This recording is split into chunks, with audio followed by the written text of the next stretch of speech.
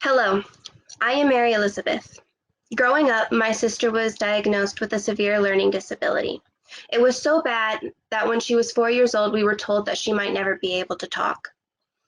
My mom and her were determined not to let that happen, and so she went to tutor after tutor after tutor, and she struggled because no one was teaching to her learning needs. Unfortunately, our story isn't a singularity. Many students who are diagnosed with a learning disability understand the pain of not being understood or being felt like they're listened to. To help combat this issue, I have come up with a process that they can take a free assessment online. If they choose to continue, they will be given a custom curriculum that is a combination of not just a learning plan, but also a plan on figuring out how they learn. This will be successful because they will then know how to learn in class as well. And not only do we understand that the curriculum needs to be different, but the amount of times that you need to visit also varies.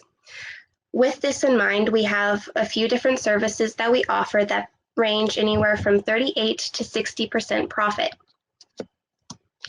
Our projections for the next 5 years do show a steady increase of students that need our services, and it reflects the corresponding need of tutors as well.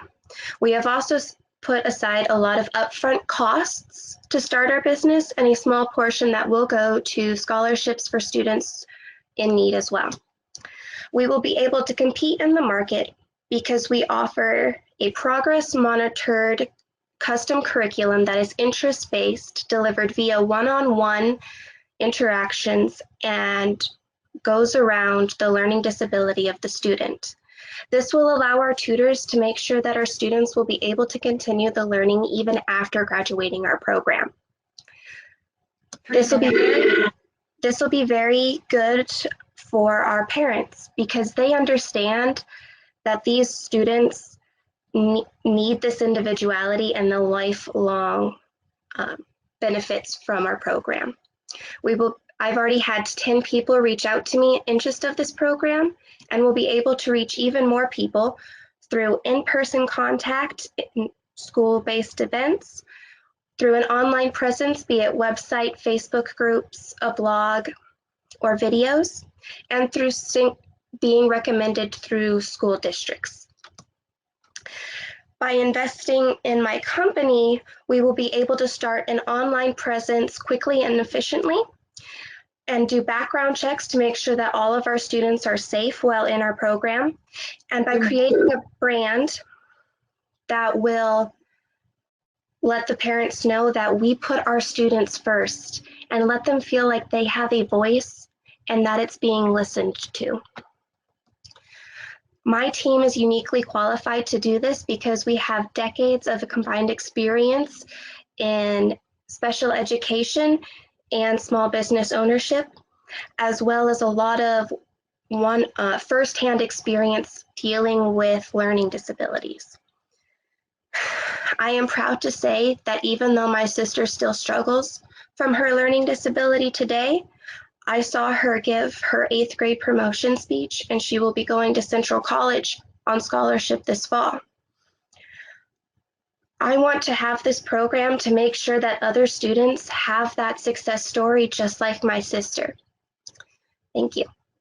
So Mary Elizabeth, obviously we're living in some very strange times right now with this pandemic upon us. And you'd mentioned that, at the school where you work, everything is going online and you're developing new capabilities in terms of online teaching and supporting students. Will that have any impact on how you want to possibly redesign the delivery model for your program from a face-to-face to a more of a virtual-based program?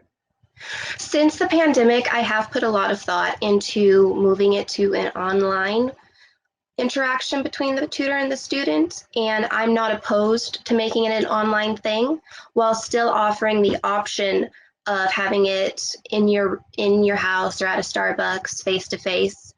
It would depend on how comfortable the student is, and if the student has mobility issues, then maybe that would be the way they would prefer to go. Um, but I have started to put plans into having an online presence on my website so that they can have that face-to-face over the computer. Very good. Good answer.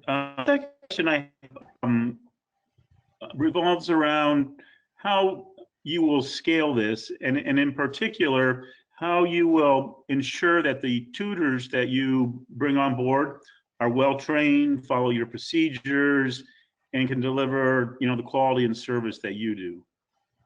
Well, one of the things that will help is that I am looking to either hire education program students who are on their last year and maybe they can't have a regular job because they're at the school getting their hours. They can then come and get payment by still practicing. Or teachers who are looking to supplement, because I know a lot of us will work at Starbucks or will work at Target. This way you're still doing the job that you enjoy.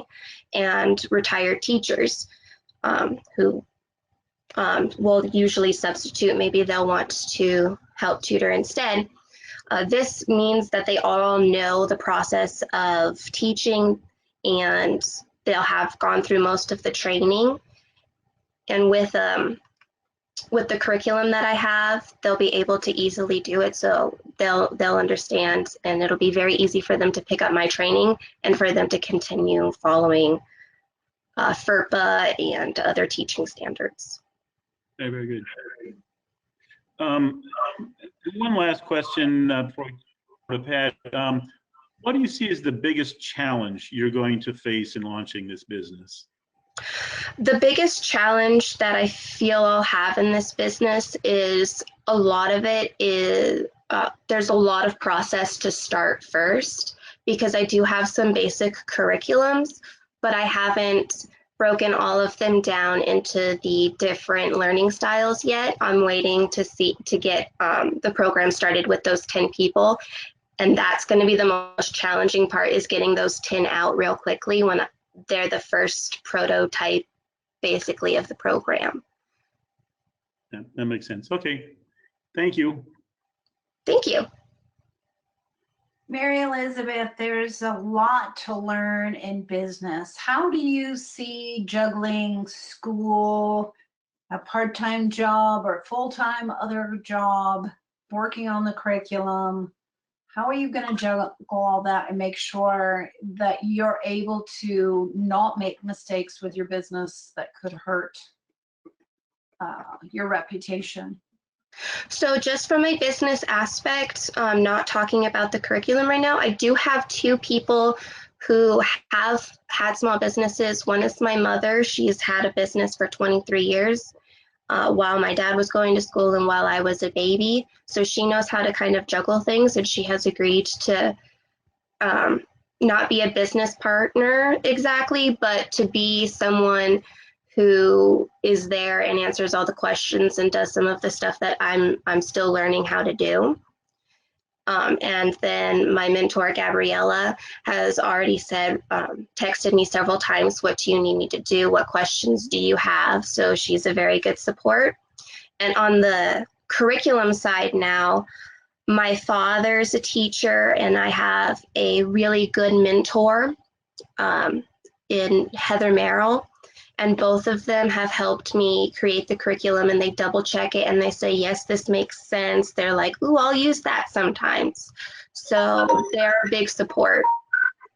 So I'll be able to do both in the time that I have, while not having to research a lot of things, because I do have people there to help me. Okay. What do you see as your biggest stumbling block to getting started?